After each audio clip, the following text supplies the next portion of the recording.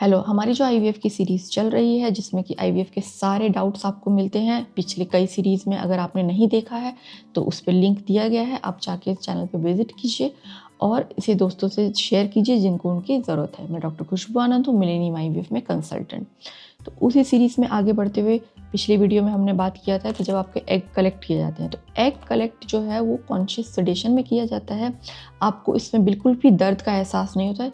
एक नींद की इंजेक्शन जैसी आपको पड़ती है और नीचे से ही इंजेक्शन से ही सारे एग्स कलेक्ट कर लिए जाते हैं। इसमें किसी तरह का कोई भी सर्जरी नहीं होता, बॉडी पे कोई कट्स, टाका, चीरा कुछ भी नहीं लगता है, जो कि लोगों को अगर ये बहुत बड़ा प्रोसीजर लगता है कि बहुत बड़ा सर्जिकल प्रोसीजर है, तो ऐसा कुछ भी नहीं है। जिस तरह से आप रूटीनली इंजेक्शन लेते हो, कई बार आपको बुखार में भी कुछ इंजेक्शन चलते हैं, तो वैसे ही इंजेक्शन चलते हैं एग बनाने के लिए।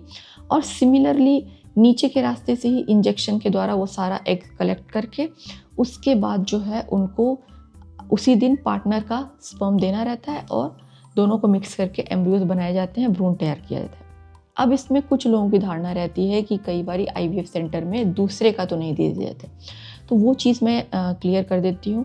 बेसिकली इसमें डॉक्टर्स आपको बताते हैं अगर आपके अंडे अच्छे हैं तो आपका ही एग यूज़ किया जाएगा, स्पर्म अगर अच्छा है तो आपका ही यूज़ किया जाएगा। जाहिर सी बात है कुछ लोग डोनर लेते हैं, बट अगर वो डोनर लेते हैं तो डोनर का चार्ज लगता है, क्योंकि अगर आप में इंजेक्शन्स नहीं चल रहे हैं तो किसी और में अगर चल रहा है इंजेक्शन, तो कोई भी जो है वो फ्री में अंडे किसी को नहीं देता है। तो इसीलिए डोनर के भी चार्जेस होते हैं, वो डॉक्टर आपसे डिस्कस करेंगे कि चूँकि इंजेक्शन किसी और में चलाना पड़ रहा है, वो जो प्रक्रिया जो आपको इंजेक्शन देने वाली प्रक्रिया होती या आपके अंडे निकाले जाते तो आपके बदले अगर किसी और का निकाला जा रहा है तो वो जो पर्सन है वो कुछ बेसिक चार्जेस लेता है। तो ये चीज़ आप अपने दिमाग में बिल्कुल क्लियर रखिए कि किसी और का आईवीएफ सेंटर पे नहीं दिया जाता है, आप ही का एग दिया जाता है, आप ही का स्पर्म दिया जाता है। अगर देना भी होता है तो बिना चार्ज उसका लगे आपको नहीं होता है।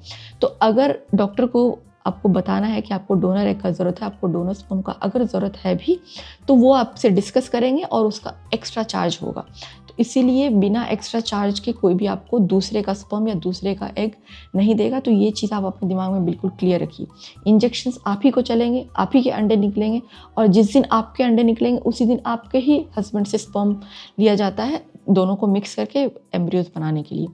उसके बाद एम्ब्रियोलॉजिस्ट जो हैं वो उसको लैब में ग्रो करने के लिए रखते हैं।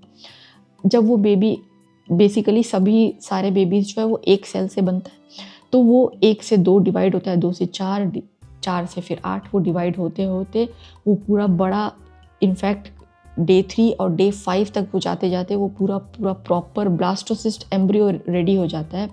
और उसके बाद वो रेडी होने के बाद या तो उसे ट्रांसफ़र किया जाता है सेम साइकिल में, या फिर उसको फ्रीज़ करके नेक्स्ट साइकिल के लिए रखा जाता है। तो ये आपके डॉक्टर आपको डिस्कस करेंगे कि आपको फ्रेश साइकिल में ट्रांसफ़र करवाना है या फिर आपको फ्रोज़न साइकिल में करवाना है। फ्रोज़न साइकिल जनरली कई बार प्रेफर किया जाता है, क्योंकि जब आपको इंजेक्शन्स चल रहे होते हैं तो आपकी जो अंडेदानी है वो उनमें ज़्यादा एग्स बनने के चक्कर में थोड़ी वो साइज़ बड़ी हो जाती है।